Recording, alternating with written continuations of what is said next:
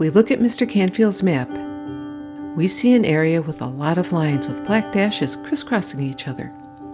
Do you know what these lines represent? They are railroad tracks. There are also other things noted, like depots, machine shops, and a roundhouse. This area was called the rail yard.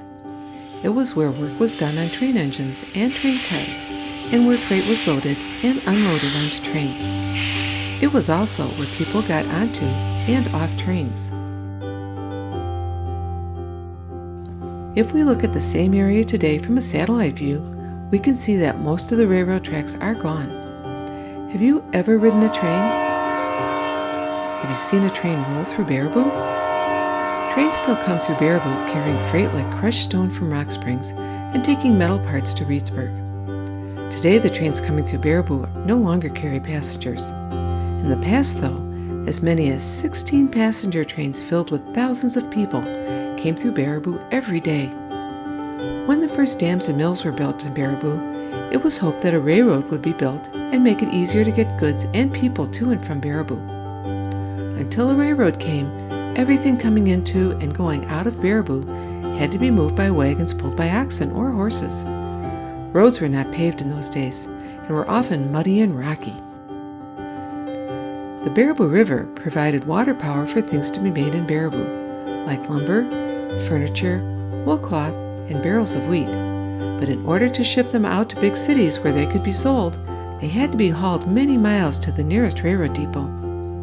This was expensive and time-consuming and limited how much could be produced. Not having a railroad also meant that it was more expensive to bring things to Baraboo for people to buy. The people of Baraboo had to wait over 30 years for a railroad to come to town. It is easiest to build railroads on flat ground where there are not a lot of hills. Look at Baraboo's placement on this map of the topography of Sauk County.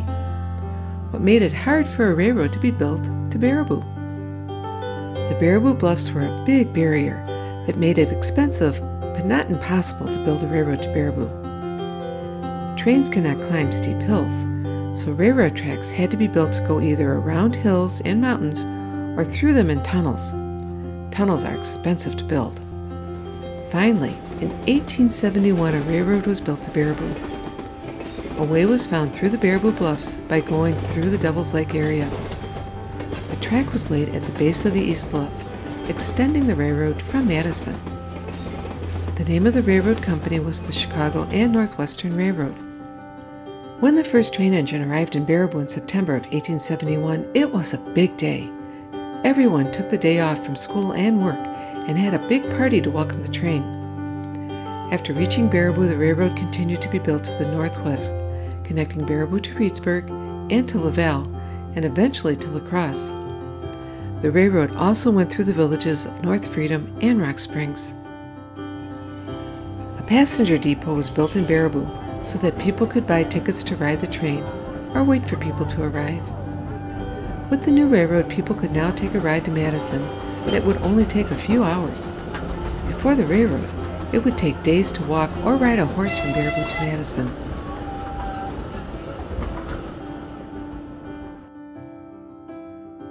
All of the things that were made in Baraboo could now be shipped much easier by train. The railroad made it much easier and less expensive to sell things that were made in Baraboo, and easier and less expensive to get things to Baraboo so that people could buy them. The new railroad meant that Baraboo was connected to much bigger cities and much of the rest of the United States.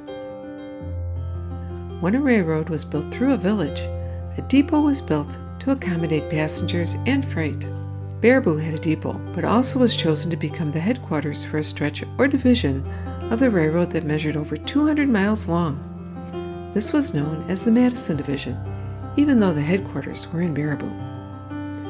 This meant that all decisions about this stretch of railroad were carried out in Baraboo, and that many railroad jobs were available in Baraboo after the railroad arrived.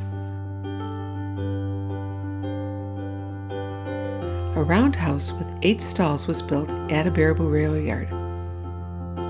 What is a roundhouse? A roundhouse was a garage for train engines. The inside of the roundhouse was where train engines could be taken apart and fixed or cleaned. The roundhouse provided many jobs in Baraboo, which other communities did not have.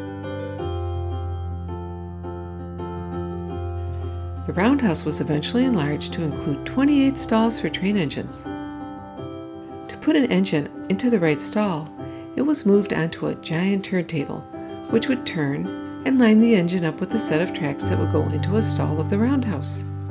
The railroad also built an office building at Baraboo where railroad managers, dispatchers, and clerks worked to keep everything running smoothly. This is where decisions were made about how the trains would run, and where they would run, and when they would run. It was important to make sure that every train was on time and where it was supposed to be, so that trains did not run into each other. The trains were operated by conductors and engineers. The conductor was the person in charge of saying when a train would stop and go, and the engineer was the person who drove the train from the cab of the train engine. Other jobs on the train included the brakemen, who helped hook and unhook cars and apply the brakes on the train, and firemen who stoked the engine in the train engine, which provided the heat to make the steam engine move. Because Baraboo was the division headquarters, many of the railroad employees lived in Baraboo. At the passenger depot, jobs included being the station agent, who was in charge of the depot and its employees. Other jobs included being a clerk who sold tickets and being a porter who helped move luggage for people getting on and off the train. In all, the railroad brought tremendous change to Baraboo. It connected Baraboo to bigger cities and also provided hundreds of jobs.